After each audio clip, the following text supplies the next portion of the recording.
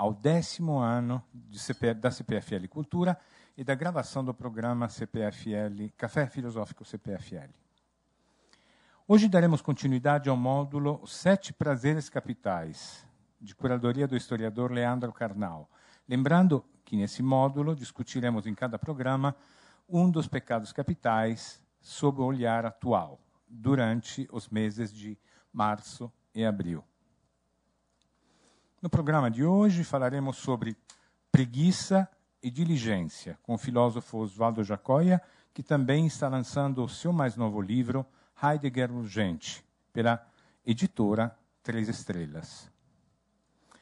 Oswaldo Giacoia é filósofo, doutor em filosofia pela Universidade Livre de Berlim. Atualmente é professor titular da Unicamp. Desenvolve pesquisas e estudos de Nietzsche, bem como do idealismo alemão e os seus desdobramentos contemporâneos.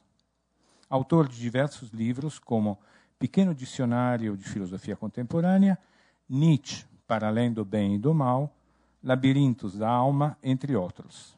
Alguns desses títulos, é claro, inclusive o seu novo livro, estão sendo vendidos aqui pela nossa parceira da Livraria da Vila, e o autor fará uma sessão de autógrafos após a palestra, portanto, garanta já o seu. Né? Após o encontro, o convidado responderá às questões do público. Sem mais, desliguem os seus celulares, por favor, e sem mais, vamos chamar o palestrante aqui ao palco. Vamos recebê-lo com um aplauso?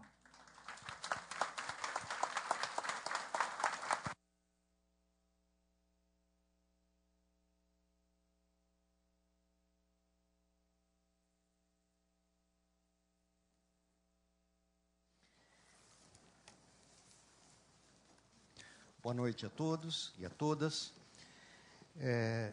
Em primeiro lugar, eu gostaria de expressar o meu agradecimento mais profundo ao meu querido amigo e colega, Leandro Carnal, cujo convite me enseja o privilégio de fazer parte dessa programação e, portanto, de retornar à CPFL Cultura e ao convívio com vocês, o que para mim é uma alegria imensa e também uma honra muito grande.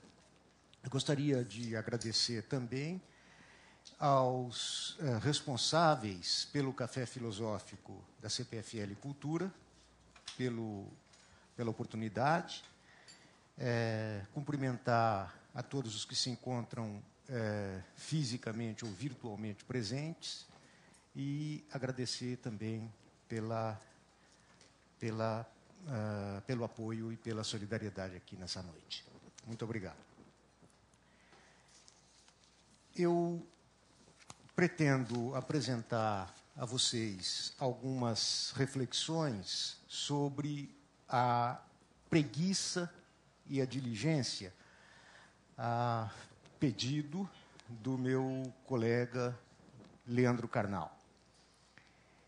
E gostaria de iniciar a minha intervenção lembrando que a inclusão da preguiça entre os 7 pecados capitais está profundamente relacionada a uma certa interpretação de um sentimento que nós conhecemos menos do que a preguiça, que é a assídia.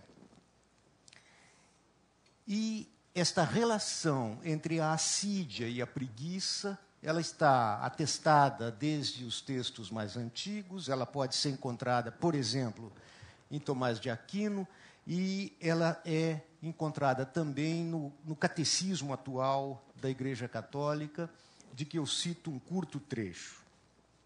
Esse trecho diz o seguinte: os vícios podem ser classificados segundo as virtudes que contrariam, ou também eles podem ser reduzidos aos pecados capitais que foram discriminados como tais pela experiência cristã, por Santo João Cassiano, seguido por São Gregório o Grande, e eles são chamados capitais porque geram outros vícios. Esses pecados são, então, o orgulho, a avareza, a inveja, a ira, a luxúria, a gula, a assídia ou preguiça. Nós encontramos isso do mesmo modo, ou pelo menos de um modo bastante semelhante, em São Tomás, na Suma de Teologia, onde São Tomás escreve, aspas, um vício capital é aquele do qual naturalmente procedem outros vícios. E assim como os homens fazem muitas coisas por causa do prazer, assim também fazem muitas coisas por causa da tristeza, para evitá-la ou arrastados pelo peso da tristeza. E esse tipo de tristeza, a assídia, é convenientemente situado como vício capital. Vocês percebem, então, que há uma certa espécie de tristeza, digamos assim, de acidez afetiva, um sentimento meio azedo, que se chama assídia ou preguiça, e justamente essa equivocidade de assídia ou preguiça me parece extremamente importante para os fins desse nosso encontro de hoje. Seria preciso, então, que a gente se perguntasse, em primeiro lugar, por que preguiça ou assídia? E eu acho que o fato de que nós tenhamos dois significados para o mesmo pecado capital pode nos mostrar a importância desse pecado como fonte geradora de uma situação de ânimo, de uma espécie de estado afetivo extremamente perigosa. Tão perigosa que o filósofo italiano contemporâneo Giorgio Agamben pode classificá-la como uma catástrofe antropológica que se abate sobre os homens religiosos. Eu vou ler aqui um curto trecho do Giorgio Agamben, em que ele tenta fazer uma espécie de descrição do que seria a assídia, uma espécie de mostração do que seria esse sentimento. E ele descreve, então, um texto muito antigo, do início da Idade Média, em que nós lemos o seguinte: se o monge, afetado pela assídia, põe-se a ler, ele logo se interrompe, se agita e, num minuto mais tarde, cai no sono. Ele esfrega o rosto com as mãos, estende os dedos e, depois de ter colocado o livro diante dos olhos, avança algumas linhas, retomando e balbuciando o final de cada palavra que lê. De tempos em tempos, ele enche a cabeça com cálculos ociosos, conta o número das páginas e das folhas dos cadernos, e ele toma ódio pelas letras e pelas belas miniaturas que tem sob os olhos, até que, por fim, fecha o livro, toma um recosto para a cabeça e cai num sono profundo e curto. Fim de citação. Nós vemos aqui, portanto, uma espécie de descrição, uma fenomenologia da assídia, que é uma pintura muito próximo da lassidão, da indolência. O que aproxima a assídia de um certo tipo de sentimento extremamente importante, que é a melancolia. E, de fato, esta melancolia é que constitui a catástrofe que se abate sobre os homens religiosos.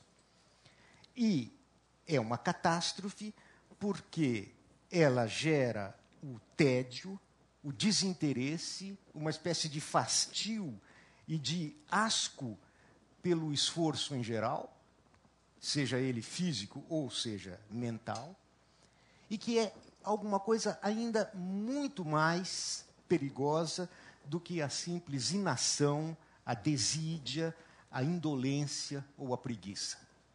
De tal maneira que nós podemos dizer que a assídia, enquanto pecado capital, ela tem duas filhas, a melancolia e a preguiça. Mas se fosse só isso, ainda nós poderíamos dizer que a situação é relativamente simples. O problema é que destas duas filhas da Assídia nascem duas atitudes simetricamente opostas, completamente distintas do ponto de vista daquilo em que elas se mostram. Temos, de um lado, a inércia, a vagabundagem, a improdutividade, isto é, aquilo que para uma sociedade mercantil como a nossa, que valoriza sobretudo como virtude a produtividade, é alguma coisa intolerável. Mas, por outro lado, nós também temos com a assídia uma espécie de aversão e de repugnância, um estado afetivo extremamente negativo, que se coloca como uma espécie de fastio daquele que é acometido desse sentimento, por uma espécie de percepção do absurdo da nossa existência, isto é, com uma profunda insatisfação pela falta de sentido de qualquer ação e, em geral, pela falta de sentido da nossa vida enquanto tal. Ora, é justamente esse estado aversivo que é aparentado com a preguiça, mas, por outro lado, é diferente dela, que vai gerar alguma coisa totalmente diferente da indolência, da inação, da lassidão, que é justamente esse nosso ativismo, essa necessidade de uma atividade febril e incessante, justamente para vencer essa repugnância perante uma espécie de sentimento esmagador da miséria das nossas vidas. Sendo assim, a assídia remete tanto à famigerada preguiça, que, como nós sabemos, é a oficina do diabo, quanto também à necessidade premente de entorpecimento para o mal causado pela ferida da existência. Por essas duas razões, ela se impôs à consciência religiosa cristã e à moralidade ocidental em geral, justamente como um vício cardinal ou um pecado capital. Eu quero tratar, então, destas duas variantes da preguiça, da indolência, da inação, do ócio, por um lado, e, por outro lado, dessa necessidade compulsiva de agitação permanente que funciona para nós como uma espécie de adição ou necessidade de entorpecente. E eu queria trazer para vocês um trecho de Nietzsche, em Assim Falou Zaratustra, onde me parece que esta situação que eu procuro descrever a vocês em linhas gerais aparece tratada por ele sob uma figura. Essa figura é a figura do último homem. Trata-se de uma figura estranha, aparentemente desconcertante, e que aparece nesse texto que eu vou ler aqui a vocês, justamente ao lado de uma outra figura, que é o seu contrário, que é a figura do além do homem ou do super-homem. Esse trecho que eu vou ler para vocês é a narrativa de um fracasso retumbante. O personagem Zaratustra vai para a praça do mercado para anunciar aos homens uma nova perspectiva de sentido para a humanidade, isso é, o além do homem ou o super-homem. E constata que tudo aquilo que as pessoas que estão reunidas na praça querem é o inverso do super-homem. O que eles querem é justamente o último homem. Então eu vou ler para vocês uma passagem a esse respeito. A respeito da significação da figura do último homem e da sua relação com o nosso tema. Que é o amor? Que é a criação? Que é a nostalgia? O que é a estrela? Assim pergunta o último homem e pisca os olhos. A terra se tornou pequena então, e sobre ela saltita o último homem, que torna tudo pequeno. A sua estirpe é indestrutível como a pulga. O último homem é o que vive mais tempo.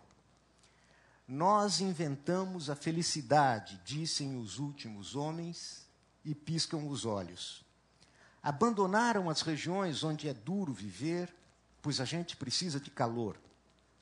A gente, inclusive, ama o vizinho e se esfrega nele, pois a gente precisa de calor. Adoecer e desconfiar, eles consideram perigoso.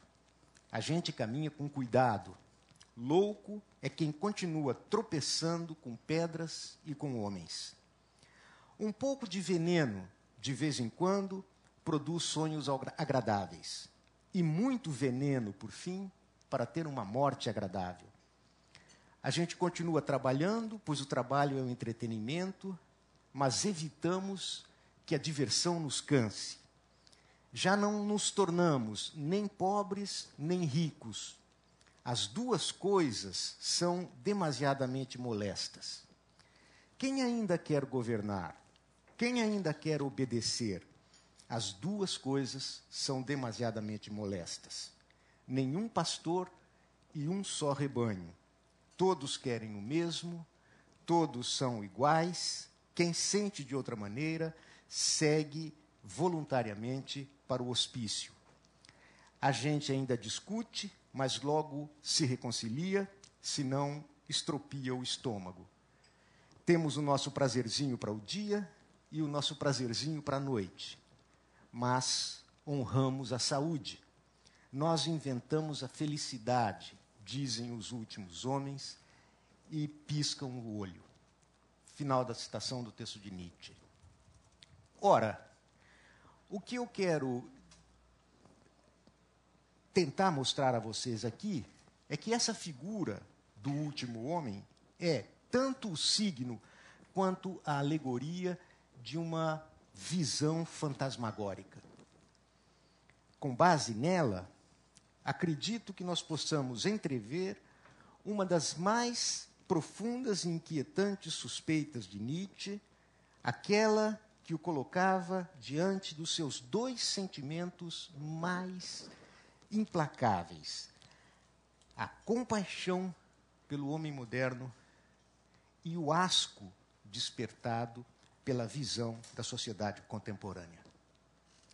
Esses dois sentimentos, asco e compaixão, aparecem tematizados pelo filósofo em vários momentos da sua obra, e numa delas em particular, nessa frase: creio que tudo o que hoje, na Europa, estamos habituados a venerar como humanidade, moralidade, humanitarismo, justiça, pode ter um valor de fachada, como enfraquecimento e mitigação de certos impulsos fundamentais, poderosos e perigosos.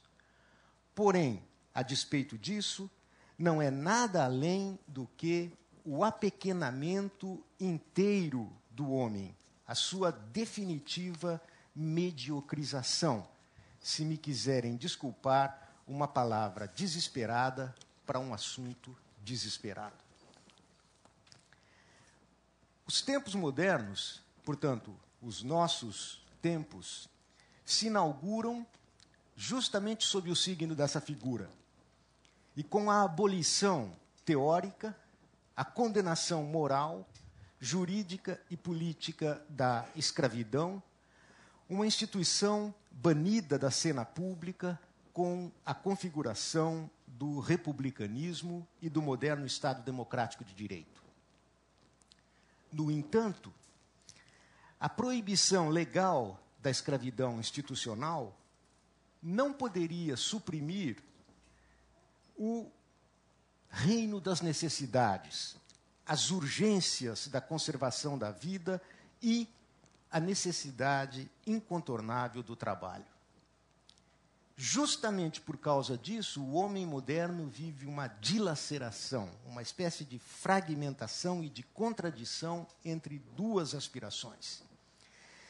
De um lado, a necessidade da luta pela sobrevivência, a luta pela produção e reprodução da vida material, e, de outro lado, a necessidade igualmente premente de elevação espiritual.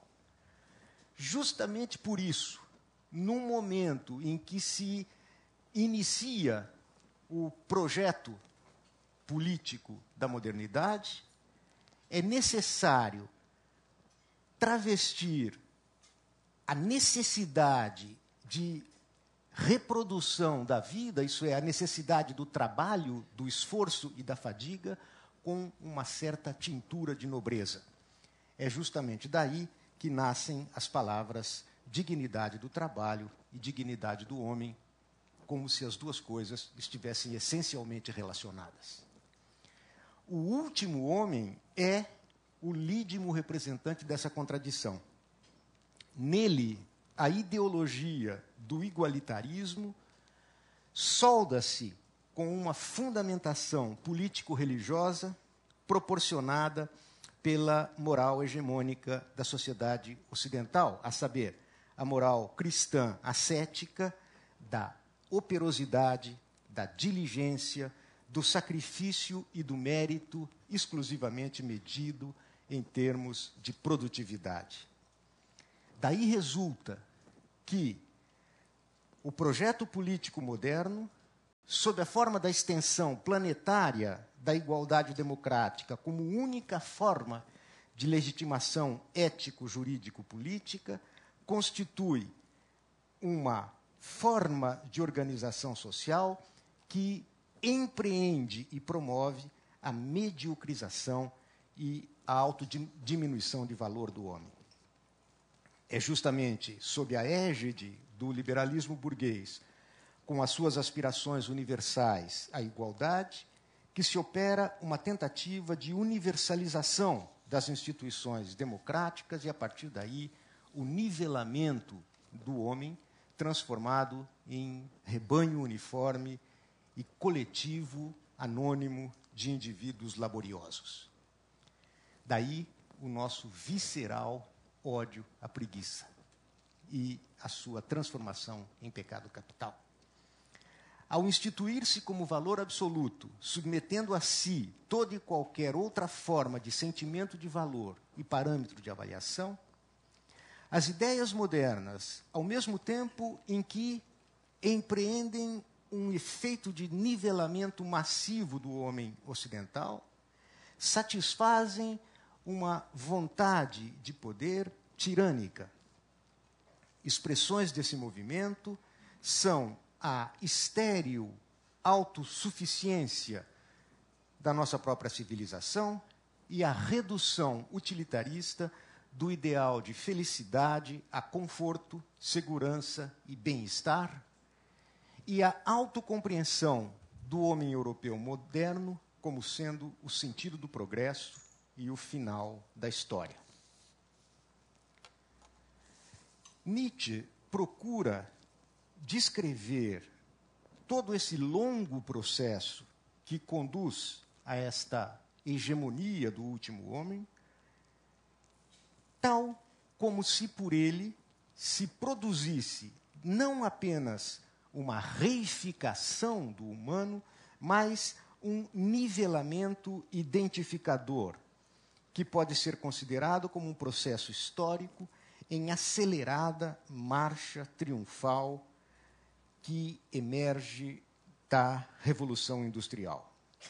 Trata-se de um extraordinário paradoxo, de uma vontade de poder que se quer diminuída e que, para tanto, necessita de uma justificação filosófica e ética.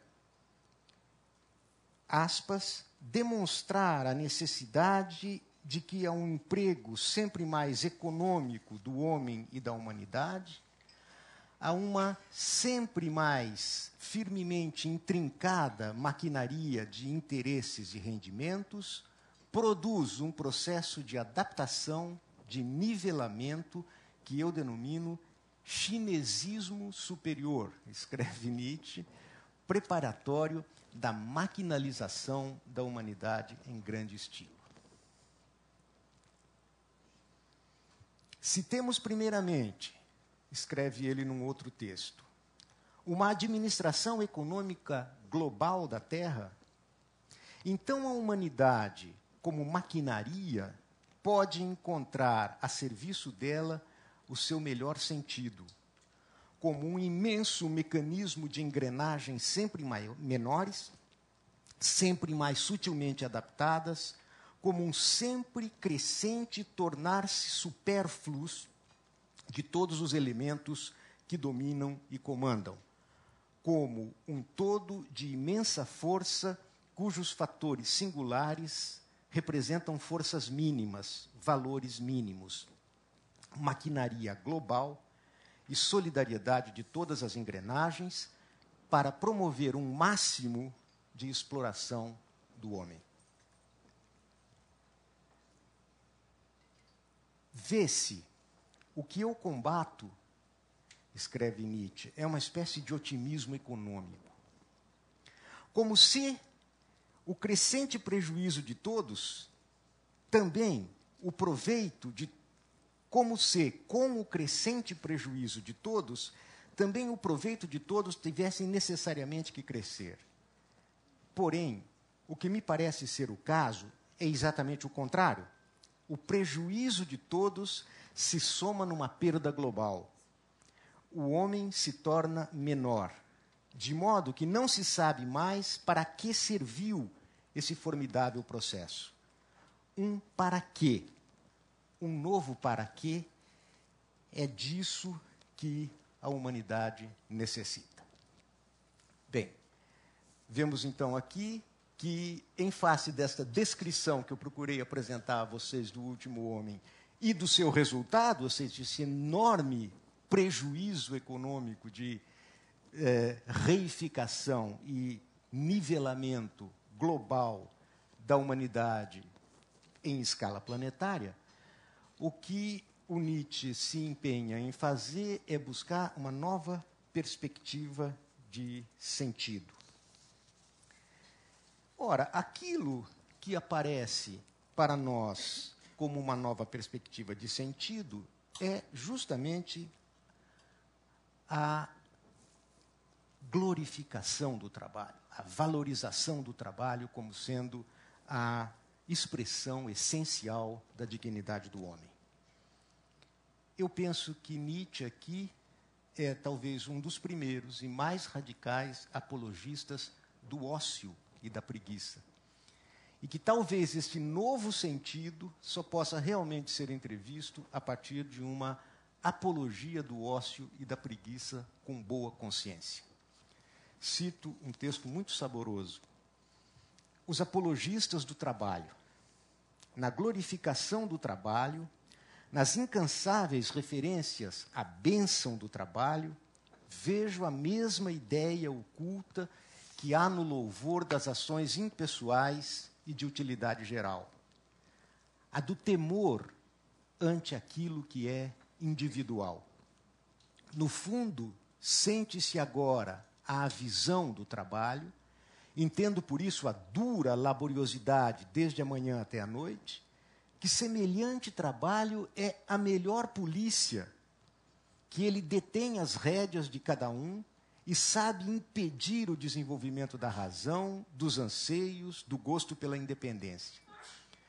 Pois ele despende muita energia nervosa, subtraindo-a à reflexão, à ruminação, aos sonhos, às preocupações, ao amor e ao ódio. Ele coloca diante da vista um pequeno objetivo e garante satisfações regulares e fáceis. Assim, terá mais segurança uma sociedade em que se trabalha duramente. E hoje se adora a segurança como a atividade suprema. E então, que horror! Precisamente o trabalhador tornou-se um perigo. Pululam os indivíduos perigosos e por detrás deles o perigo maior, a saber, o indivíduo. Muito bem, esta ideia de que a nossa sociedade é aquela que aposta todas as suas forças e todas as suas fichas na no nivelamento, no anonimato coletivo em detrimento do indivíduo, é alguma coisa que aponta em Nietzsche para esse temor, esse medo visceral que a nossa sociedade tem diante da figura daquele que assume a sua própria singularidade. Isso é, aquele que não tem exatamente a forma do último homem. Isto é, para aqueles indivíduos que necessitam como de uma atmosfera vital de tempo para si, de uma espécie de relação de cultivo consigo mesmo. Ora, este tipo de relação consigo mesmo só pode brotar do ócio e da preguiça como uma condição vital. Ora, o que há de tão diferente e de tão, digamos assim, atraente nesta colocação de Nietzsche aqui? O que eu gostaria de sugerir a vocês é que nisto aqui existe uma certa relação efetivamente livre e positiva com o ócio, que não é uma relação marcada por uma postura reativa e ressentida com o ócio, que só pode vê-lo como o outro do trabalho alienado e do trabalho escravizante. Eu quero dizer com isto que nós encontramos fora de Nietzsche, sem dúvida também, uma apologia do ócio em vários autores ocidentais, mas uma apologia do ócio que não se assume como uma relação livre, isso é, como uma relação positiva com o ócio, porque ela está desde sempre marcada por uma espécie de recusa do trabalho alienante, do trabalho escravo, e uma justificação ética do ócio que só pode se sustentar a partir dessa recusa da alienação. Portanto, o que esses autores celebram é uma espécie de ligação negativa com o ócio, uma ligação pelo avesso, uma dependência negativa, na medida em que ele só se justifica como o outro de um trabalho que é, este sim, um trabalho que só pode se confundir com tormento, penúria, escravidão e alienação. Mas não uma valorização do ócio, do far niente, enquanto tal e por si mesmo. Eu vou dar um pequeno exemplo. Ernst Bloch, o filósofo do princípio esperança. Nele nós encontramos também uma apologia do ócio e também da preguiça, mas não desta maneira positiva a que eu me refiro, mas sempre sob a forma de uma oposição à ociosidade como um sério problema econômico e moral, cuja solução, em muitos casos, consistiria na necessidade de encontrar um substitutivo do trabalho. Algo assim como um ócio produtivo, ou um ócio ativo, ou, se vocês quiserem, como uma administração sociopolítica do tempo livre. Esse traço fica patente na utopia política de Ernst Bloch. Eu cito um pequeno trecho aqui. Desaparecem as diferenças entre trabalho manual e intelectual, entre cidade e campo. Principalmente, porém, tanto quanto possível, aquelas diferenças entre trabalho e ócio.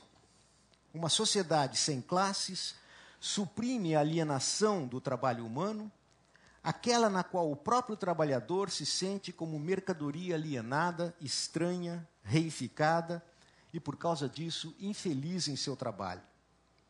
Por meio dessa mesma desalienação, a sociedade sem classes remove do ócio o vazio desprovido de vida, assim como o domingo, que corresponde inteiramente, ao invés de ser contrastante com ela, à esterilidade do trabalho.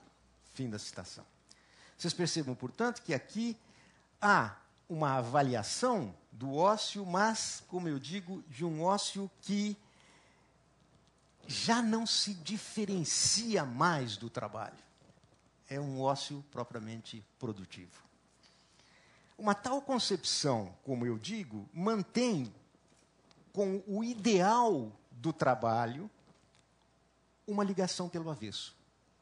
Uma dependência reativa que permite a Bloch tornar plausível o seu ideal utópico de uma sociedade sem classes, situada para além da necessidade de trabalho, que não carecerá mais de domingos e feriados, justamente porque nela o hobby tornou-se finalmente profissão. E as festas populares se transformaram no mais belo fenômeno da vida comunitária. Uma sociedade que, em feliz matrimônio com o espírito, escreve ele, pode também fazer a experiência de celebrar com o espírito o seu cotidiano festivo. Fim de citação. Em face disso, abro aqui espaço para uma suspeita de que, em nosso tempo, só encontramos em autores como Nietzsche, e particularmente em seus discípulos antimodernos, uma apreciação produtiva do ócio e do far niente, assim como de modos de vida que são essencialmente aparentados a ele. Por exemplo, o lazer, a dissipação, a gratuidade, a fruição desprovida de finalidade extrínseca e utilitária, como nós vivemos, por exemplo, no prazer estético, na sexualidade, mas também em antíteses extremas, como nos ritos sacrificiais e nas figuras da marginalidade. Em Nietzsche, mas também em Georges Bataille, o ócio é assumido como um valor em si. É acolhido e afirmado no registro pleno do inútil, do não instrumentalizável, do desperdício e da gratuidade pura. Encontramos em Bataille uma problematização explícita desse ponto em suas análises dos ritos sacrificiais. Pois ainda que o sacrifício seja uma forma cultual em que ocorre uma destruição integral da vítima, esta aniquilação para Bataille não produz unicamente uma eliminação sem resíduos. Para ele, o sentido vetorial do sacrifício consiste sempre numa celebração da supremacia, da gratuidade e da superabundância de vida. Por meio da destruição de todo o caráter utilitário da vítima sacrificial, esta é abandonada ao incompreensível arbítrio de uma violência pura e gratuita, cuja potência é a única capaz de unificar e de fundar uma comunidade. Vemos, a partir dessa interpretação, como Bataille pensa o ato religioso do sacrifício enquanto um agir sacro, que não é presidido e orientado por nenhuma finalidade externa. Justamente esta falta de relação utilitária, a completa ausência de qualquer aproveitamento finalístico, constitui o sentido profundo do sacrifício, que o situa em uma esfera de pura gratuidade, destruindo a sujeição da vida à lógica da utilidade e da categoria de finalidade. Para Bataille, existir significa agir sem qualquer finalidade utilitária. Existir significa gastar, não conservar, aceitando a sua própria dimensão trágica da morte. Fim de citação. O sagrado como o ócio, vemos em Georges Bataille, é algo aparentado com a transgressão, na exata medida em que ele é da ordem da dissipação pura e da simples intensidade. Quanto a Nietzsche, a primeira característica a notar consiste em sua postura intelectual e existencial franca e abertamente positiva em relação à ociosidade. Tendo em vista as condições do homem moderno, ele escreve: com frequência, esses escravos ficam cansados. Aliás, eles regularmente estão cansados.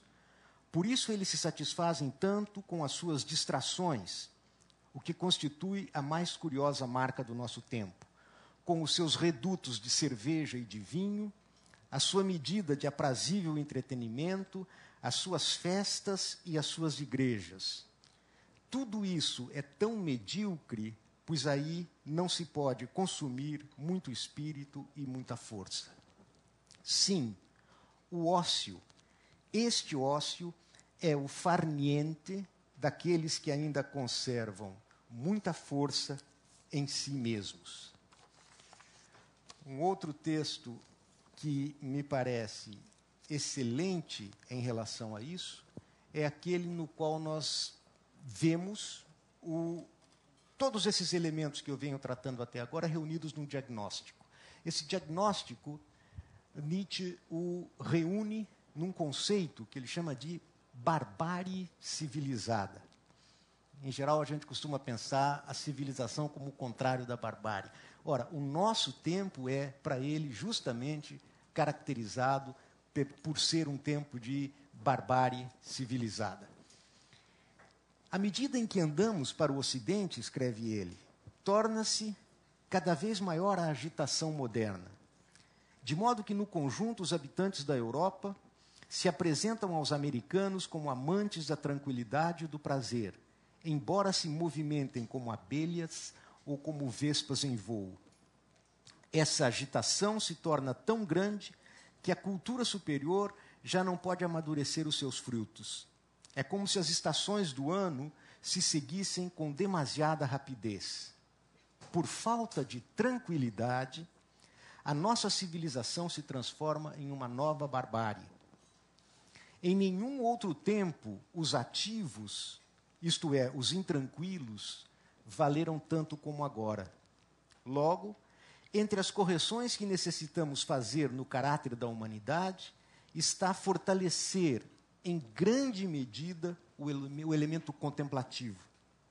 Mas, desde já, o indivíduo que é tranquilo e constante, de cabeça e de coração, tem o direito de acreditar que possui não apenas um bom temperamento, mas uma virtude de utilidade geral, e que, ao preservar esta virtude, está realizando uma tarefa superior.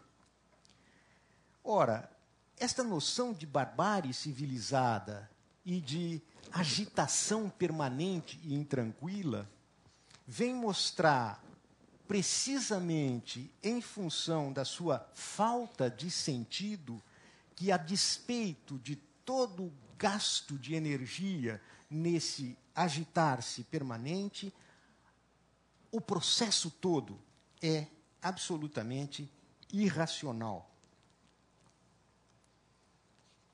Somos mulheres e homens cuja derradeira e insana virtude consiste em tentar recolher em retrospecto, num plano de conjunto dotado de sentido, justamente aquilo que em nós nada mais é do que caco e fragmentos de experiências vividas.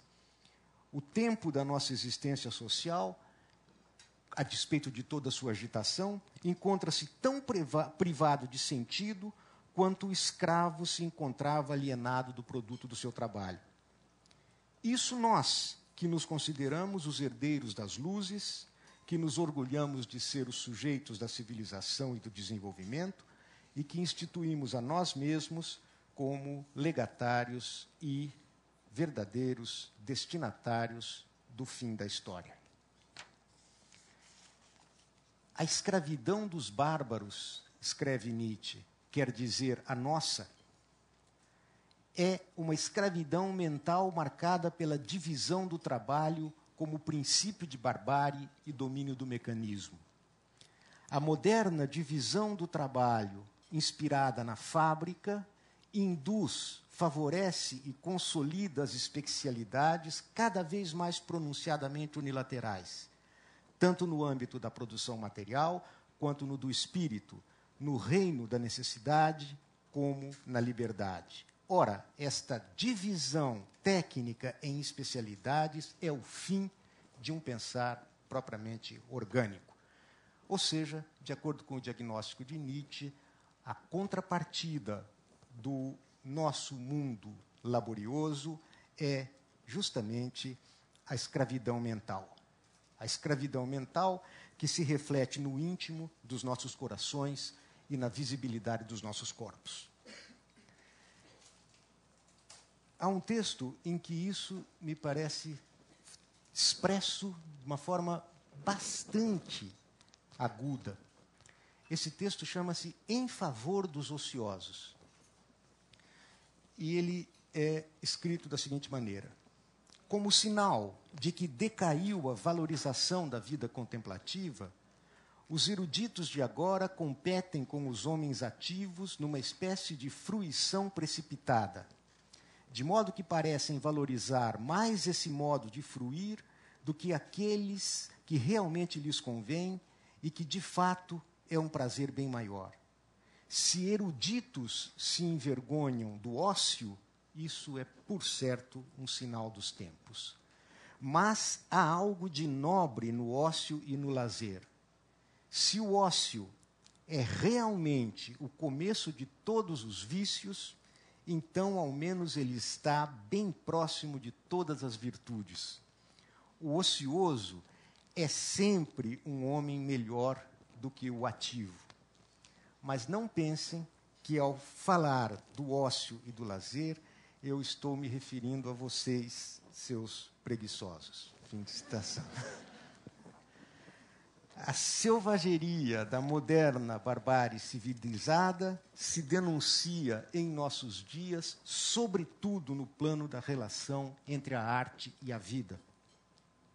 A devastação e a esterilidade que nos assolam manifesta-se na relação inautêntica, consumista com as obras de arte, cuja fruição exige, antes de tudo, tranquilidade, repouso, sossego, paz no corpo e na alma. Nós, escreve Nietzsche, temos a consciência de uma época laboriosa. Isso não nos permite dedicar à arte as melhores horas e manhãs, ainda que essa arte seja a maior e a mais digna. Para nós, ela faz parte do ócio, da recreação. Damo-lhes o resto do nosso tempo, o resto das nossas forças. Este é o fato mais geral que alterou a posição da arte diante da vida. Ao fazer grandes exigências de tempo e energia aos seus receptores, ela tem contra si, a arte tem contra si a consciência dos laboriosos e dos capazes. Fim de citação. A agitação laboral moderna, no entanto, nem sequer pode ser chamada de trabalho. Considerada em sua verdade, ela é apenas dissipação denegada. Ela nada mais é do que um fazer de conta, do que o contrário da virtude. O ativismo agitado é antes vício e adição.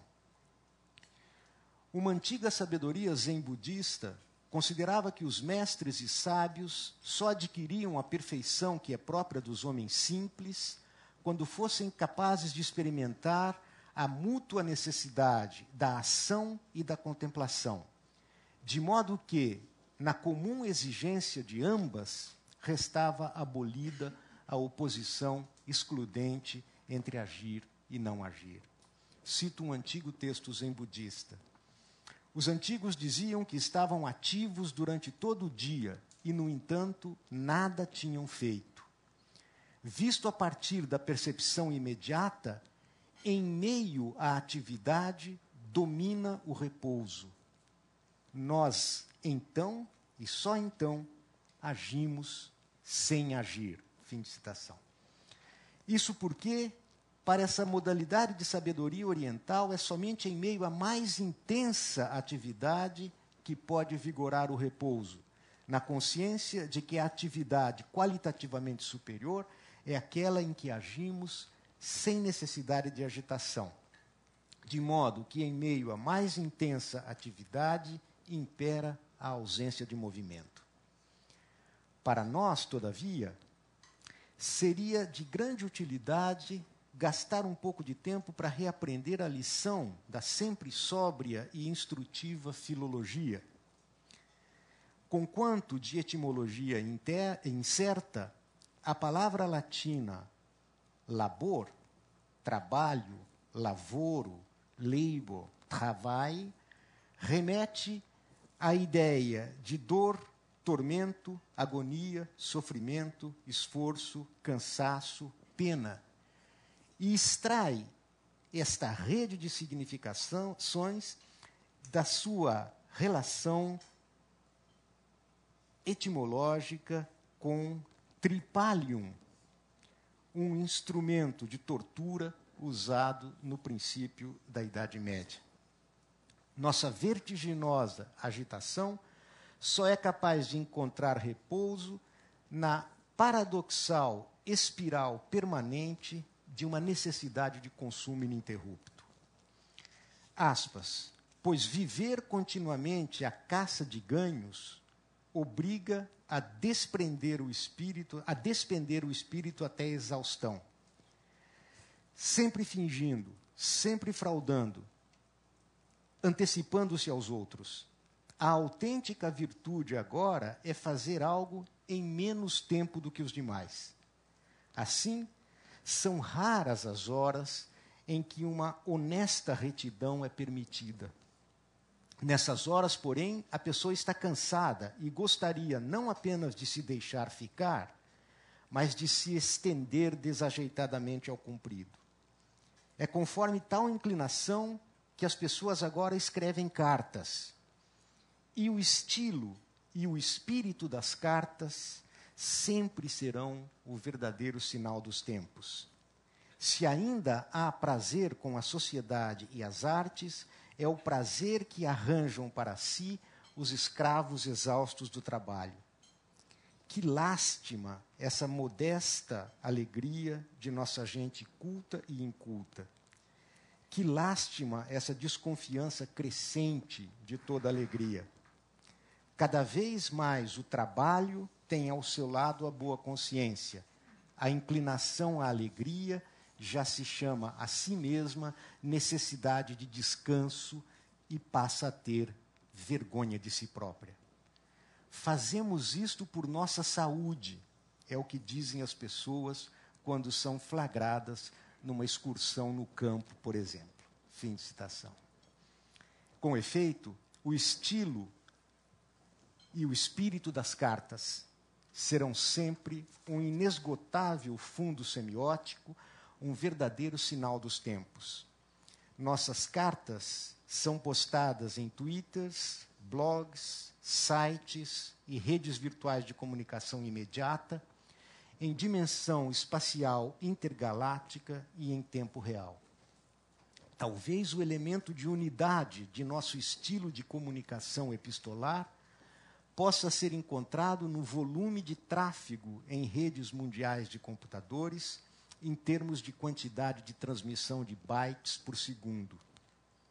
É para aí que conflui a incessante tagarelice que procura sufocar ou anestesiar a vergonhosa indigência de nossas vidas, a sua falta de nobreza e de honra, que no passado habitavam, como sabemos, apenas nas esferas do ócio, das artes e da política.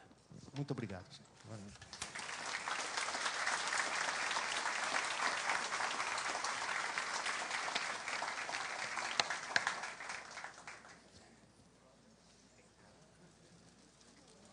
Com licença. Não consigo passar. Bem, eu estou inteira à disposição de vocês para as perguntas que quiserem. Professor, muito obrigado. Foi realmente brilhante nessa palestra. Provocações que o professor trouxe nessa barbárie civilizada, achei fantástico, né? Não sei vocês, mas essas provocações sobre o ócio e a preguiça dos tempos atuais, eu acho que foram extremamente vitais para a gente poder agora refletir e fazer perguntas. Então, se vocês quiserem fazer pergunta, levantem a mão. Mas lembramos que a primeira pergunta será do Karnal. Ele já gravou essa pergunta, então estamos mandando essa pergunta ao ar para todos vocês. Boa noite a todos que nos assistem nessa noite. Boa noite aos que nos acompanham pela internet. Boa noite aos colegas e amigos que vêm aqui falar sobre esse ciclo em que tratamos de 7 virtudes, 7 pecados, 7 defeitos e 7 qualidades, que são um tratado geral sobre o comportamento humano. É um prazer ter ouvido essa exposição do filósofo Oswaldo de Acóia e gostaria também de sugerir uma questão, pensando que os gregos ofertaram ao mundo a possibilidade de que, para ser um filósofo, você deveria ser alguém com ócio, deveria ser dominantemente contemplativo. O mundo capitalista, como várias vezes o de Acóia tocou, introduziu a ideia de que a vida é feita de trabalho, de dedicação, de ocupação permanente. Apenas para provocar, pergunto ao meu amigo de Acóia, é melhor morrer de estresse ou morrer de tédio, já que todos morreremos de qualquer jeito? Obrigado.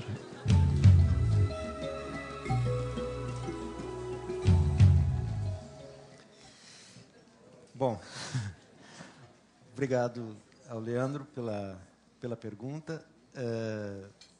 Uma pergunta difícil de responder, né? Eu acho que, depois daquilo que eu tentei trazer a vocês aqui como elementos para uma reflexão a respeito dessas questões, eu teria pouca hesitação em dizer que o ideal seria poder não morrer nem de tédio e nem de estresse. O ideal seria poder conduzir uma vida em que nós tivéssemos uma dimensão própria para poder fazer do nosso trabalho alguma coisa que fosse não só dissipação, né, mas que também fosse alguma coisa que produzisse intensa gratificação e que pudesse ser um gênero de vida que reservasse para nós algo que eu deixei para tocar no momento das nossas discussões aqui. A mim me parece que, de tudo isso que eu falei a respeito de Nietzsche, também de Bataille, algo resulta como uma sugestão de extrema atualidade e relevância.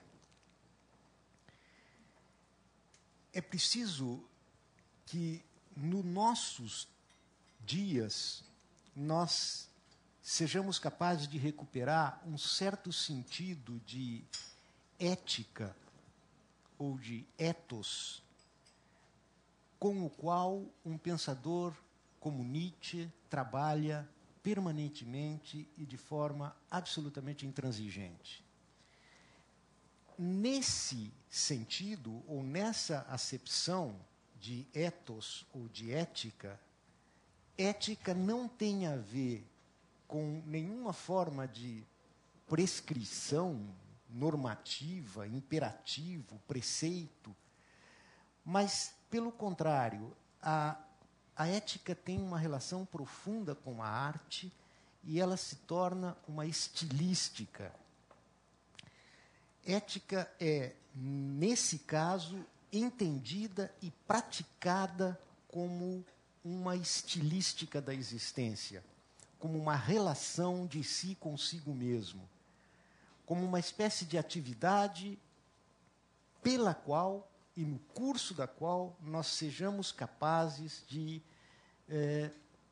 dar forma à nossa vida, imprimir forma às nossas modalidades de existência. Ou seja, transformar a própria vida em uma obra de arte. Esse tipo de postura é uma postura necessariamente de calma, de tranquilidade, de serenidade, que exige recolhimento, silêncio e, sobretudo, tempo para si mesmo. Eu acho que alguém que fosse capaz de viver hoje, mais ou menos segundo essas coordenadas, dificilmente morreria ou de tédio ou de infarto. Então, eu fico pensando, enfim, que talvez, se nós tivéssemos que fazer uma pergunta, uma resposta ao Leandro nos termos exatamente em que ele a coloca, estresse ou tédio, talvez fosse ainda preferível uma experiência efetivamente radical de tédio, que nos colocaria face a face com um vazio, a partir do qual nós pudéssemos, de fato, começar a preencher a nossa vida com alguma perspectiva de sentido.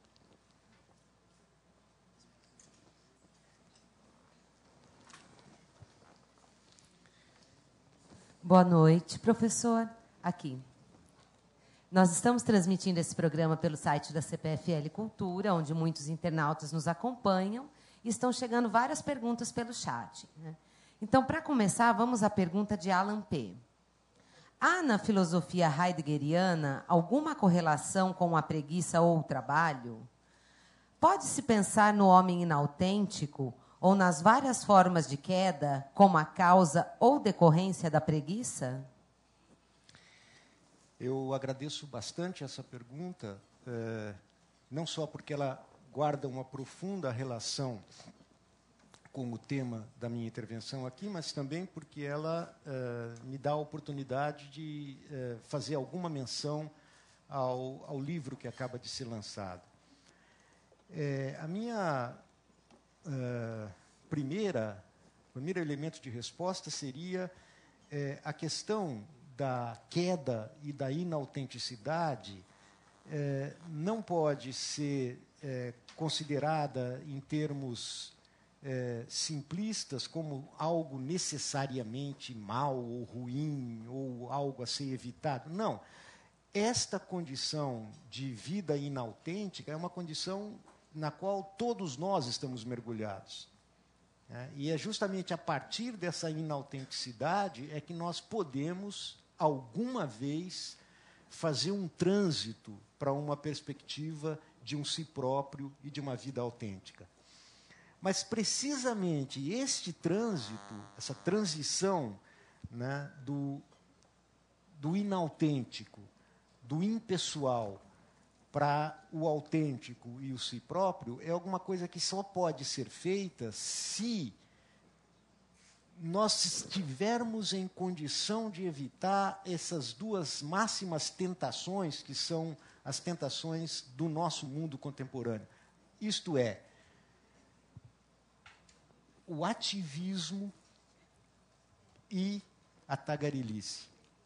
Ou seja, se nós pudermos compreender que esse ativismo incessante é a melhor maneira de nós nos dissiparmos a nós mesmos, e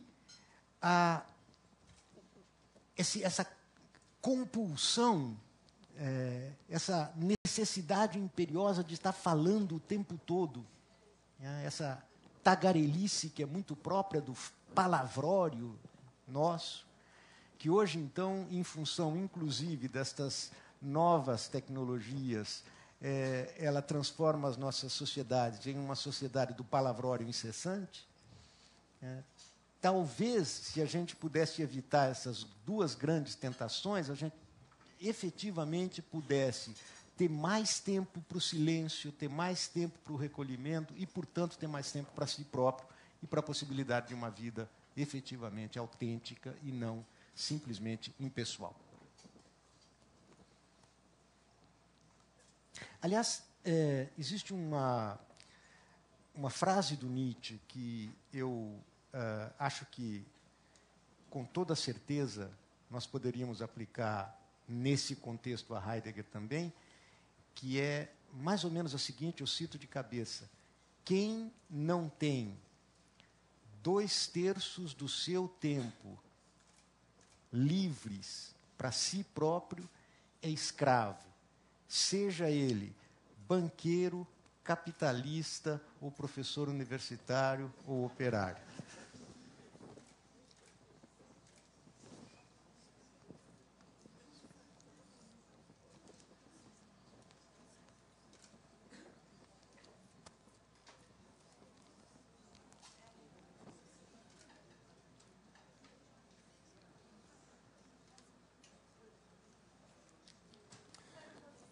Boa noite, professor. Boa noite. Prazer ouvi-lo, como sempre.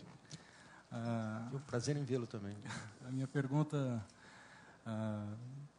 precisa percorrer um pouquinho a trajetória aí da preguiça na Bíblia para a gente chegar hoje. Quando no Gênesis, uma das primeiras consequências, né, imediatas do pecado original é aquilo, né, do trabalho, né, do suor, colherás, enfim. Logo depois, né, a gente tem a admoestação, vai ter com a formiga, o preguiçoso. E tudo isso, naturalmente, até chegar à parábola dos talentos, né, quando cria um terrorismo suficiente para desenvolver toda essa ética que Max Weber bem explicou, né, da produtividade como uma necessidade ética a partir de um princípio devocional, espiritual, uma compreensão religiosa mesmo. Isso desemboca religiosamente, devocionalmente, nesse quadro que o senhor tão bem apontou. A primeira pergunta dentro dessa perspectiva sim, parece bastante atraente a ideia de termos a possibilidade de nos dedicarmos à política e à filosofia de maneira tão aristocrática, por assim dizer, numa sociedade que, de alguma maneira, precisa de pessoas que construam o palco onde essa palestra é feita e, de alguma maneira, façam essa máquina acontecer de uma maneira que parece um pouco difícil de acreditar que pessoas tenham por hobby e com a sincronicidade entre o seu hobby e o seu trabalho em construir palcos ou a juntar transistores ou coisas semelhantes. Então, de alguma maneira, me parece como fugir dessa natureza aristocrática, dessa reflexão. E, por outro lado, a minha segunda pergunta é que justamente no próprio Sermão da Montanha, o próprio Cristo diz assim, né, não estejais ansiosos com o que comer e beber, olhai os lírios do campo e os passarinhos, hein, a quem Deus tem provido. Né? Então, gostaria que o senhor tecesse algumas considerações a respeito disso. Muito obrigado. Bem, sou eu quem agradece a pergunta,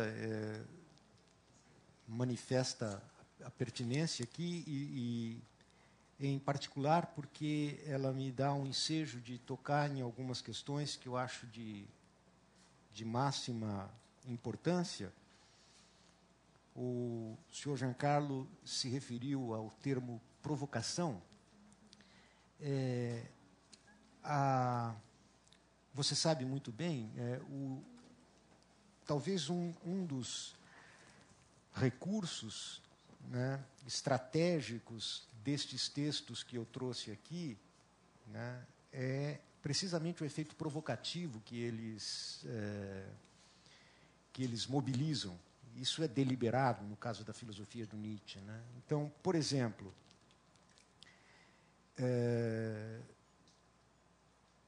justamente um dos sentidos do elogio da dignidade do trabalho e da apologia da dignidade do trabalho é justamente o encobrimento da exploração, né?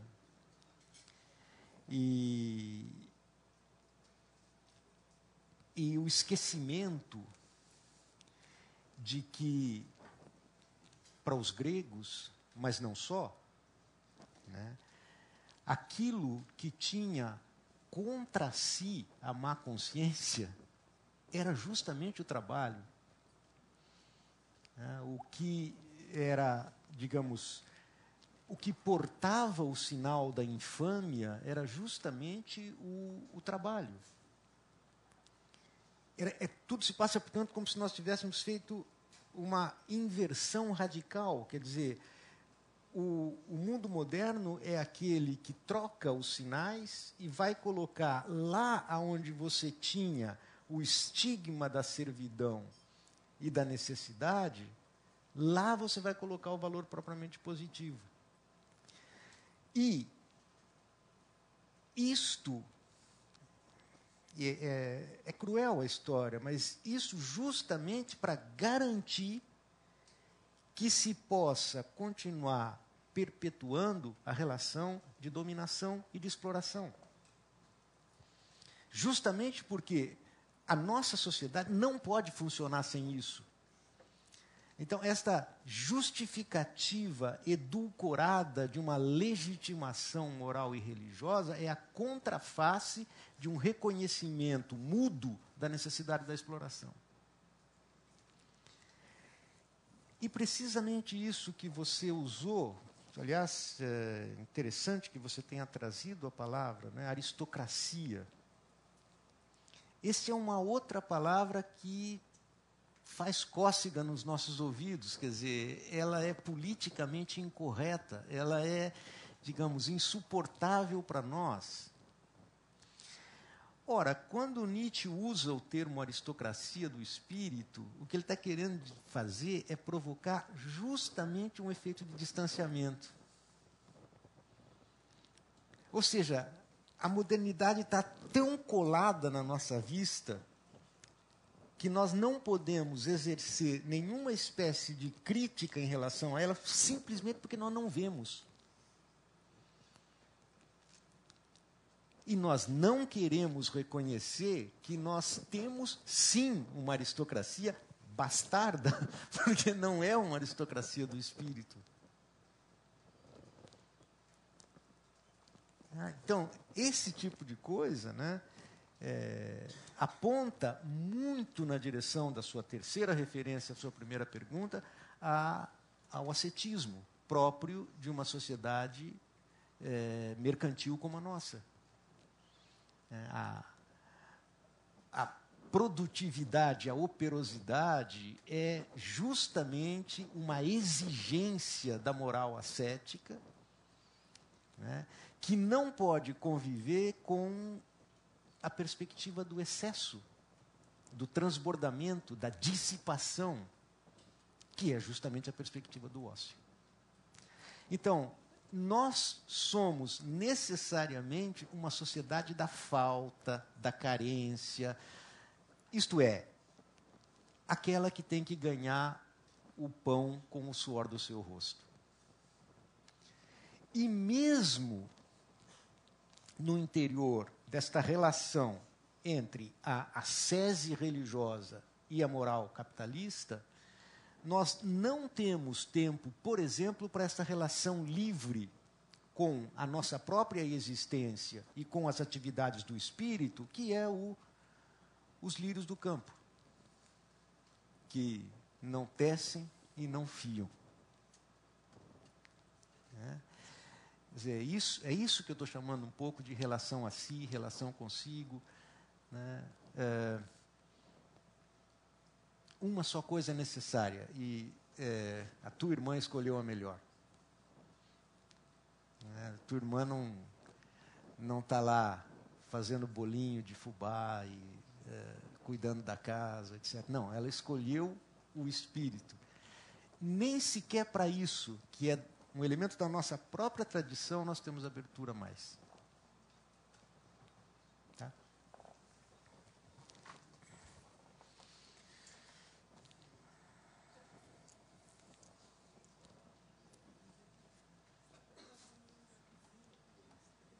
Boa noite, Jacóia.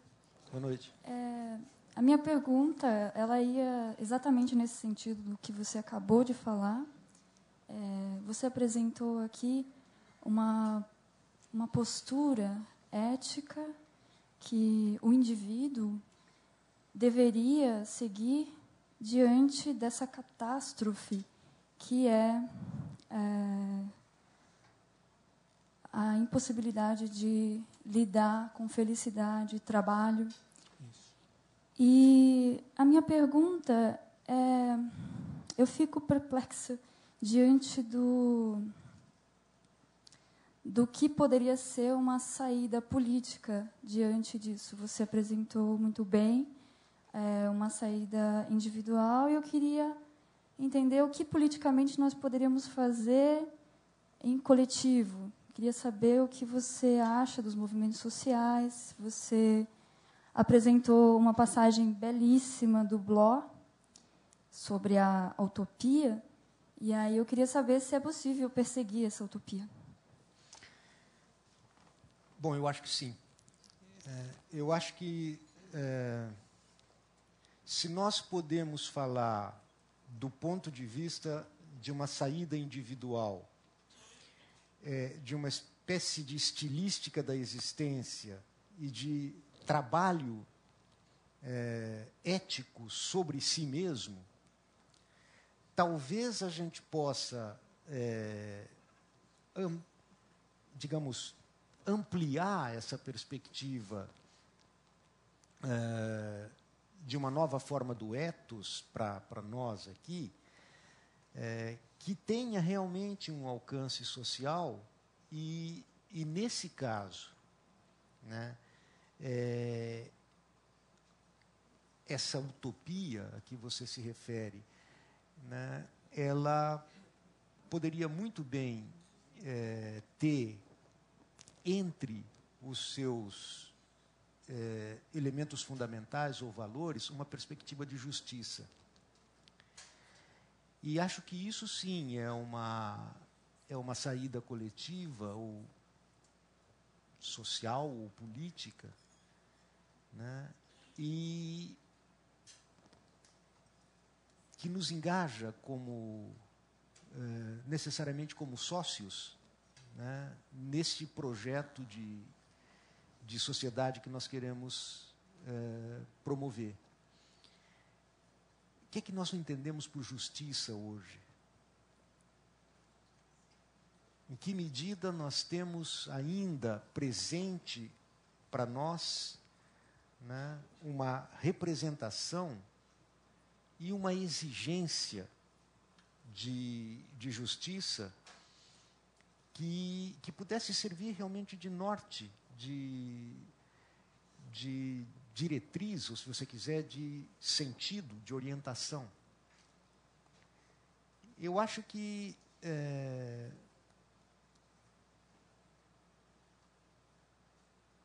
essas preocupações que têm a ver com um olhar acerca daquilo que nós estamos fazendo conosco mesmo, uma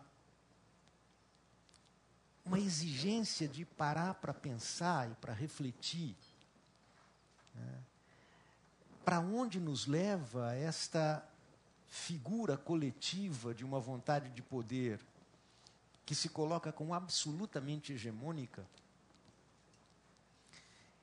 e quais são os alvos que ela persegue. Eu acho que isso não é só alguma coisa que se coloca para o indivíduo isolado. Embora a essa perspectiva de justiça deva pertencer necessariamente, a meu ver pelo menos, uma espécie de valorização daquilo que o indivíduo representa na sua singularidade também.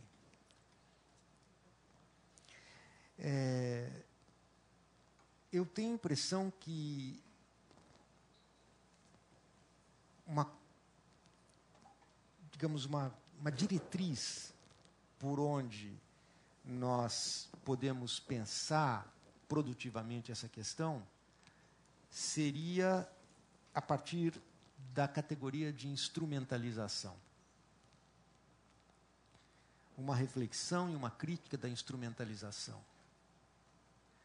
Quais são os limites que nós poderíamos propor, limites éticos, mas políticos também, para a instrumentalização das diferentes esferas da nossa vida?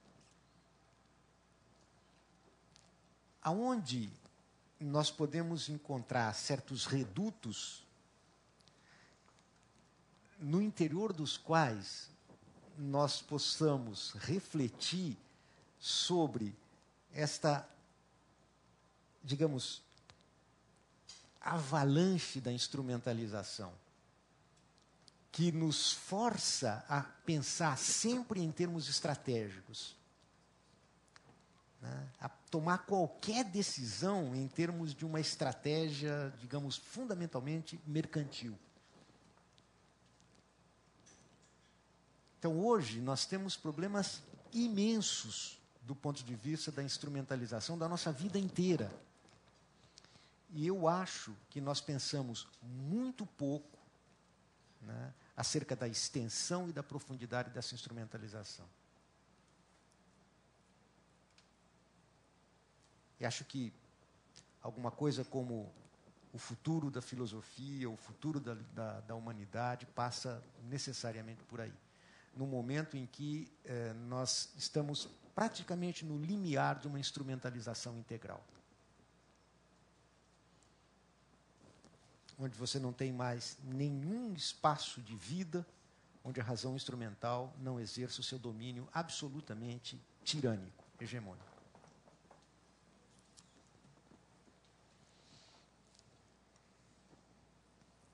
Vamos agora para a pergunta da Lara Pinheiro, professor. Nas sociedades atuais, o ócio, no sentido apresentado, é a antítese do culto, a contínua ação vazia, a busca constante e desenfreada de qualquer coisa que aliene as pessoas de si próprias e do real. Professor, o senhor acredita que o ócio é para as massas? Ou seria privilégio de poucos capazes de pensar a existência como obra de arte? Bem, nós temos aí, acho, duas questões, né?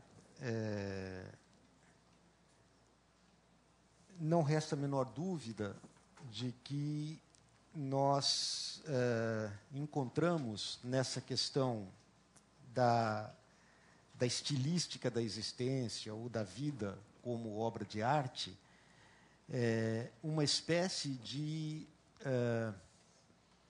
proposta filosófica existencial que se dirige fundamentalmente ao indivíduo. O que nós temos que nos perguntar é justamente o que é que nós entendemos por massa. Eu acho que, se nós compreendermos por massa um certo tipo de fenômeno histórico bastante datado, que é aquilo que se produz em uma sociedade de massa, o que você tem é justamente essa espécie de mediocrização, pasteurização, uniformização e, sobretudo, reificação ao que o Nietzsche se referia. Então, independentemente da condição econômica ou social daquele que justamente não quer ser massa e, portanto, de alguma forma se destaca do coletivo e impede a absorção totalitária da sua singularidade no coletivo, eu acho que esse pode dar a si próprio uma forma, né, transformar a sua vida em uma obra de arte. E isso não é necessariamente uma questão que se equacione apenas com poder econômico ou status social. Eu acho que o gênero massa ele pode ser muito mais amplo do que, em geral, a gente pode suspeitar à primeira vista. Olha, eu não acho que seja muito escandaloso dizer que nos espaços sociais marcadamente totalitários, é neles que nós encontramos a realização mais integral do que nós poderíamos chamar de massa. Temos agora mais uma questão da internet, a questão do guest. Nietzsche teria um espectador específico quando fala em ócio? Ele estaria se dirigindo à modernidade? Que dizer daqueles para quem o ópio do trabalho é condição de vida? Daqueles para quem o ócio é pesado demais? Pois é. Eu acho que essa é uma pergunta notável, porque é disso que nós estamos falando, né? Ou seja, talvez para nós modernos o ócio realmente seja insuportável, porque nós não podemos manter com o ócio uma perspectiva que não seja negativa e reativa. Nós só podemos entender o ócio como a justa recompensa de um trabalho estafante. Então, é bem possível que para nós, de fato, o ócio seja insuportável. Mas é precisamente isso que transforma um discurso que aparentemente remete apenas ao passado arcaico ou ao passado reacionário, é isso que transforma esse discurso em algo profundamente atual, porque ele permite justamente que nós possamos criar uma distância reflexiva em relação àquilo que é diretamente o ar que nós respiramos, a atmosfera vital.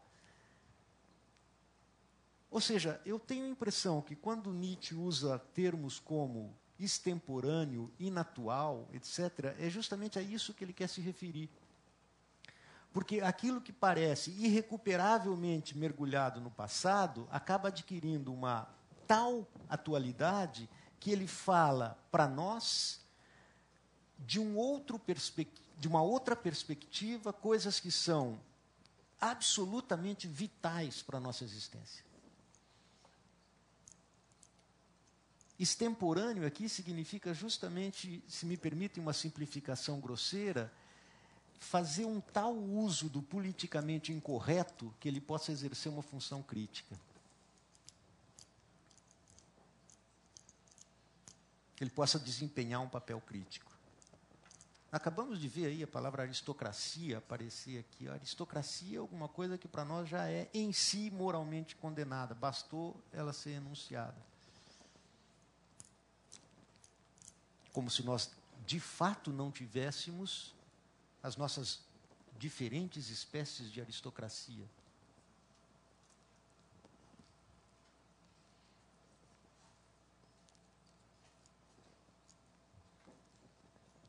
Bom, tem mais alguém que gostaria de fazer uma pergunta? Aproveitem, né? Mais alguém? Tem mais alguém? Ou passamos para a última da internet? Alguém quer aproveitar? Não. Então, passamos para a última da internet, então.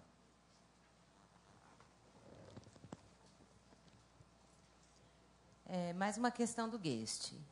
A grande maioria precisa trabalhar em 2 ou mais empregos, com um período de descanso inferior a 1/4 do dia, para poder viver sobre um teto com condições mínimas de sobrevivência.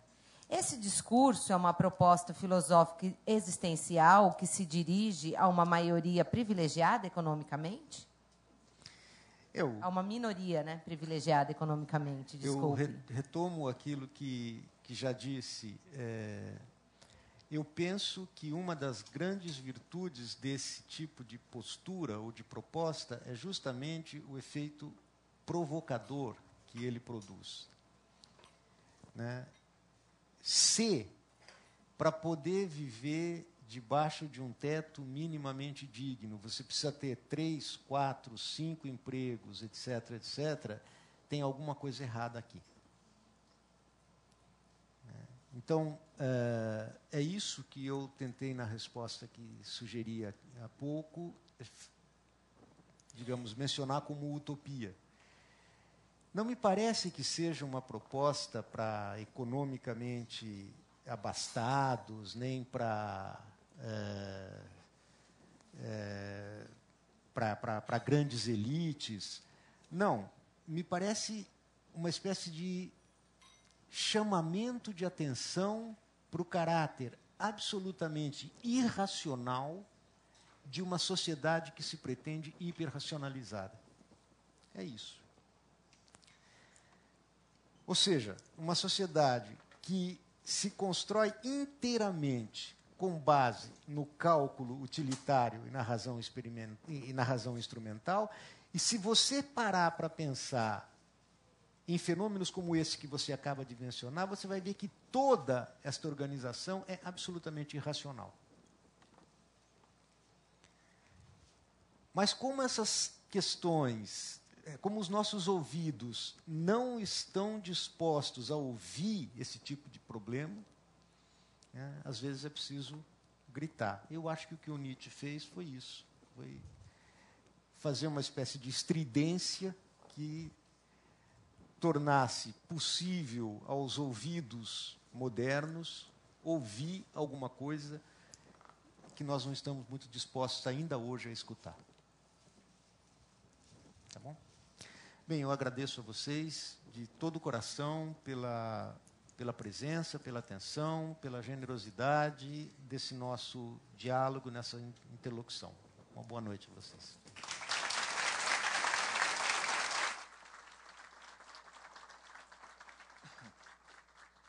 Bom, nós agradecemos ao senhor também por esses presentes que o senhor nos trouxe, né, da nossa época.